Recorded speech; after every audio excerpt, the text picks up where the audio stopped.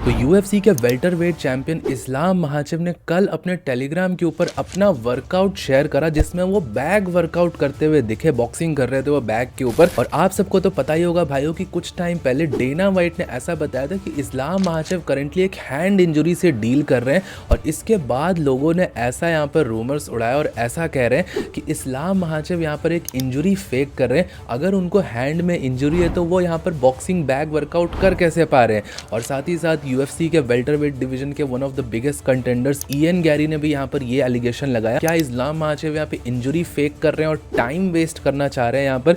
तो इस तरीके से यहाँ पर रूमर्स चल रही है, काफ़ी सारी डिबेट्स हो रही है इस बारे में। इस वीडियो के अंदर डिस्कस करेंगे क्या एक्चुअल में इस्लाम महाचिव को इंजरी है, फिर वो वर्कआउट कैसे कर पा रहे हैं, बैग वर्कआउट कैसे पॉसिबल है अगर उनको सच में हैंड इंजरी है। सारी चीज़ों के बारे में इस वीडियो के अंदर डिस्कस करेंगे। और तो और भाइयों, कल यहाँ पर कॉनर मैग्रेगर के रिटर्न के बारे में भी बहुत सारी चीज़ें बोली जा रही थी।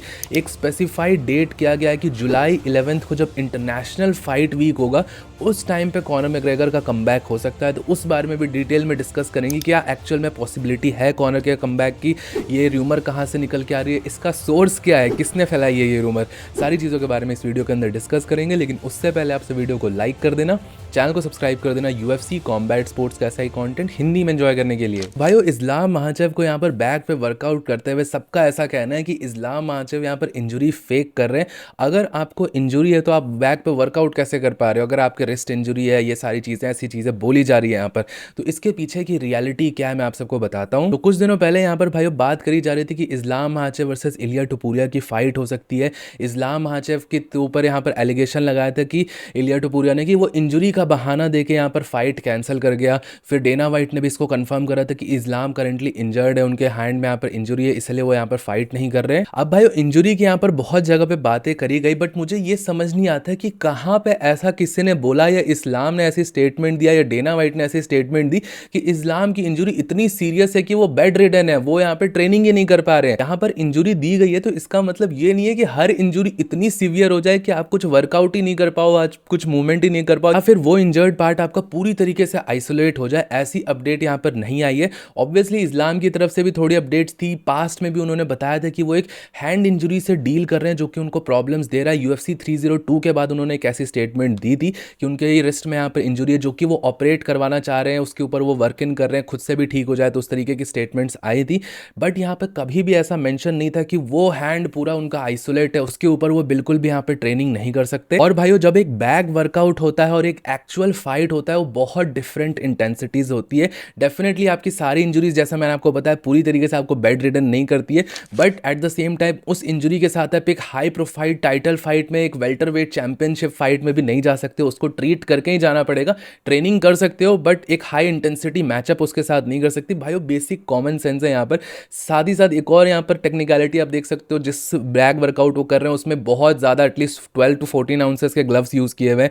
बट एक एमएमए फाइट होती है वो 4 आउंसेस के ग्लव्स में होती है, तो उसमें उतनी पैडिंग, उतनी प्रोटेक्शन नहीं होती है। और भाइयों, मैंने भी यहाँ पर बॉक्सिंग करी है और जब मैंने बॉक्सिंग स्टार्ट करी थी कुछ टाइम बाद ऑलमोस्ट 1 साल तक मेरे रिस्ट में इंजरी थी, और उसके साथ ही मैं यहाँ पर बैग वर्कआउट करता था, क्योंकि जब आपके हैंड्स रैप हो जाते हैं पूरी तरीके से, आप ग्लव्स पहन लेते हो, तो उसके बाद वो इंजरी इतनी फील नहीं होती। बट उस इंजरी को मुझे ट्रीट कराना पड़ा था क्योंकि वो स्टार्टिंग ऑफ द टाइम में ही हो गई थी वो इंजरी। बट पॉइंट ये था भाइयों कि मैं इंजरी के साथ भी बैग वर्कआउट काफ़ी कंफर्टेबली कर पाता था। हाँ, पुशअप्स वगैरह में या पूरे रिस्ट एक्सटेंशन में मुझे बहुत ज़्यादा प्रॉब्लम होती थी, बट बैग वर्कआउट में पूरे हैंड्स को रैप करके ईजिली कर पाता था। भाइयों, मैंने ये एग्जाम्पल दिया, इसका मतलब ये नहीं है कि मैं कंपेयर कर रहा हूँ इस्लाम महाचिव या इयन गैरी या किसी भी यूएफसी फाइटर्स से। मुझे नीचे कमेंट सेक्शन में ये मत बोलने लग जाना तू क्या इस्लाम है, अपने आप को इस्लाम से कंपेयर कर रहा हूँ। मैं यहाँ पर एक बस एग्जांपल दे रहा हूँ कि विद इंजरी भी आप ट्रेन कर सकते हो, या जब इंजरी का रिहैब भी होता है तो उसी अकॉर्डिंग आपकी ट्रेनिंग होती है। ऐसा नहीं होता है कि आपकी पूरे उस पार्ट को आइसोलेट करके ही आप हील हो सकते हो।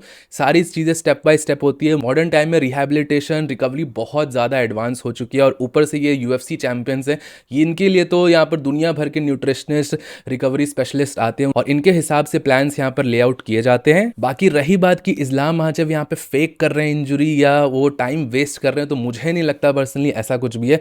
एक बहुत बड़ी चीज़ आप सबको नोट करनी पड़ेगी, अभी रमज़ान का महीना खत्म हुआ है तो पूरे 1 मंथ तो इन्होंने फास्टिंग करी होगी और ये इनएक्टिव रहे होंगे, उसके बाद इन्होंने अब वर्कआउट स्टार्ट करा होगा। होगा, तो उसके कारण भी टाइम लगता है। यूजुअली इस टाइम पे मुस्लिम फाइटर्स फाइट नहीं करते। आप सब अप्रैल या मई के बाद ही इनकी फाइट्स अनाउंसमेंट यहाँ पे सुन सकते हो। तो यूजुअली हर साल यही पैटर्न यहाँ पे जुड़ता है। और इयन गैरी चाहे कितना भी बोल ले कि इस्लाम माहाचेव फेक कर रहे इंजरी या उससे डर के यहाँ पे फाइट कर रहे, मैंने पास की वीडियोस में भी आप सबको बोला इयन गैरी अच्छा कंटेंडर है। एट अ गिवन डे कोई भी किसी को भी बीट कर सकता है, उसके भी चांसेस हैं यहाँ पर इस्लाम माहाचेव को हराने के। बट ऐसा कुछ भी वो सिग्निफिकेंट और ऐसा out of the box process नहीं करता है अपनी स्किल्स में कि उसके पास ऐसी खतरनाक नॉकआउट पावर हो या इम्पेकेबल ग्राउंड गेम हो।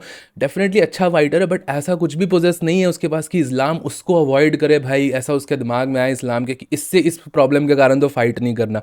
तो मुझे नहीं लगता इस्लाम इस टाइम पे टाइम वेस्ट कर रहे हैं या फिर इंजरी फेक कर रहे हैं। डेफिनेटली कोई इंजरी होगी जिसको वो ट्रीट कर रहे होंगे, जो उसके लिए रिकवरी चल रही होगी। रिकवरी के अकॉर्डिंग भी यहाँ पे ट्रेनिंग हो सकती है। बाकी भाइयों आप सबका इस बारे में क्या सोचना है, आप सब मुझे नीचे कमेंट सेक्शन में जरूर बताइएगा। करने से पहले आप सबको बताना है कि इस हफ्ते एक बहुत बड़ी यूएफसी फाइट होने वाली है। UFC fight night event, Israel Adesanya versus जो पाइफर की फाइट हो रही है।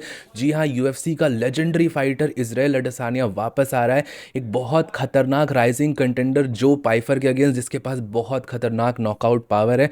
और शायद ऐसा भी हो सकता है कि इजराइल अडेसानिया की ये लास्ट फाइट हो। अगर उसने एक ब्रूटल नॉकआउट फिर से लिया तो वो कंटेंशन से तो ऑलरेडी बाहर हो चुका है, यूएफसी की रैंकिंग से भी बाहर हो सकता है और इजराइल अडेसानिया का कैरियर खत्म भी हो सकता है। बट भाइयों हम सबको पता है स्टाइल बेंडर है यहाँ पर वो, और उसकी फाइटिंग यहाँ पर बहुत ज़्यादा खतरनाक तरीके से आती है। और भाइयों कब वो किसको शॉक कर दे और किस तरीके का खतरनाक नॉकआउट निकाले किसी को भी यहाँ पर पता नहीं होता है। जो पाइफर के पास वो एक्सपीरियंस नहीं है जो कि यहाँ पर इजराइल अडेसानिया अपने साथ पोजेस करता है। इतनी सारी टाइटल फाइट्स करी है, तो ये बहुत इंटरेस्टिंग फाइट है।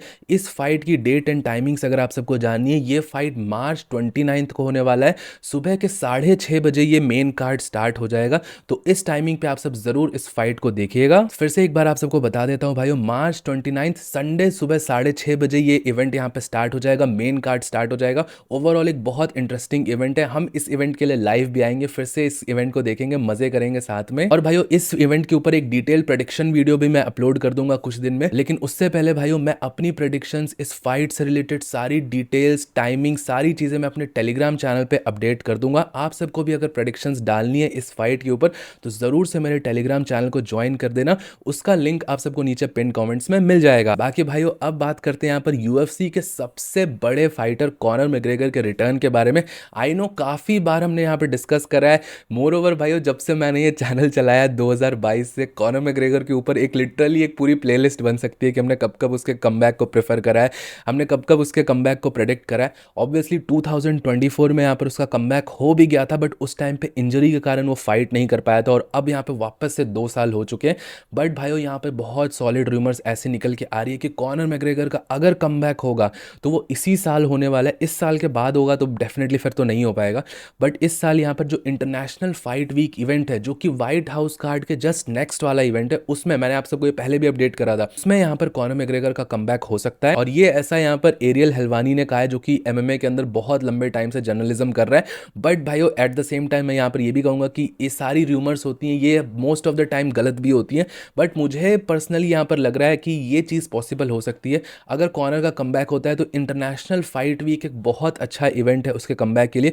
क्योंकि मैंने जैसा आप सबको एक्सप्लेन करा था कि कॉनर को ऑलरेडी कोई बड़े इवेंट में यूएफसी डालती नहीं है, जो कि अपने आप में ही बहुत पॉपुलर होता है। उस इवेंट की अपने आप में कोई यूएसपी होती है, जैसे कि यूएफसी का व्हाइट हाउस कार्ड है, वो ऐसे भी सेल आउट करेगा। यूएफसी का स्फीयर कार्ड था, यूएफसी 300 कार्ड था, इन सारे कार्ड्स पे यूएफसी कभी भी कॉनर मैग्रेगर को नहीं डालती क्योंकि अपने आप में ही बहुत पॉपुलर होते हैं।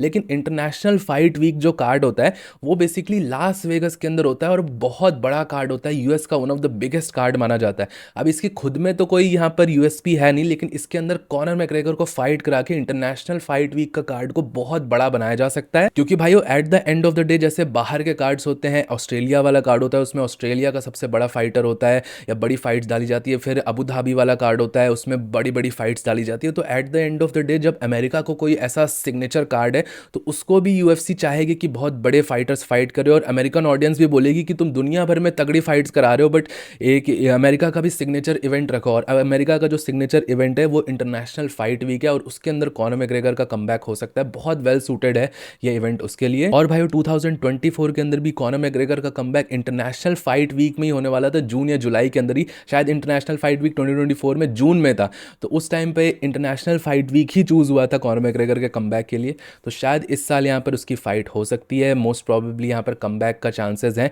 अगर कुछ भी यहाँ पर गड़बड़ निकल के नहीं आई। रिसेंटली भाइयों ये भी अपडेट आई थी कि कॉनर मैग्रेगर यूएफसी की ड्रग टेस्टिंग एजेंसी से भी फ्री हो चुका है, उससे भी ग्रीन कार्ड उसको मिल चुकी है फाइटिंग के लिए, क्योंकि कुछ साल पहले उसने अपने वेयर अबाउट्स नहीं बताए थे कि वो कहाँ पर था, कुछ ड्रग टेस्ट मिस करे थे, उसने फेल नहीं करे थे, मिस करे थे, सैंपल्स प्रोवाइड नहीं करवाए थे उस टाइम पे, तो इसलिए उसके ऊपर 18 मंथ का सस्पेंशन था, वो भी क्लियर आउट हो चुका है। तो मोस्ट प्रोबेबली सारी टेक्निकलिटीज इस टाइम पे क्लियर आउट हो चुकी है कॉनर मैग्रेगर के फाइट के लिए। तो भाई हम इसको यहाँ पर ज़्यादा डिस्कस करके जिंक्स नहीं करेंगे, टचवुड में भी इस साल आप सबको यहाँ पर कॉनर मैग्रेगर की फाइनली फाइट देखने को मिल जाए। बाकी भाइयों इस बारे में कोई भी और अपडेट निकल के आएगा तो मैं आप सबको अपडेट कर दूंगा। टिल देन आप सबको ये वाला वीडियो पसंद आया होगा तो प्लीज़ वीडियो को लाइक, चैनल को सब्सक्राइब कर दीजिएगा। मिलता हूँ आप सबको नेक्स्ट वीडियो में अगले अपडेट के साथ। Bye bye.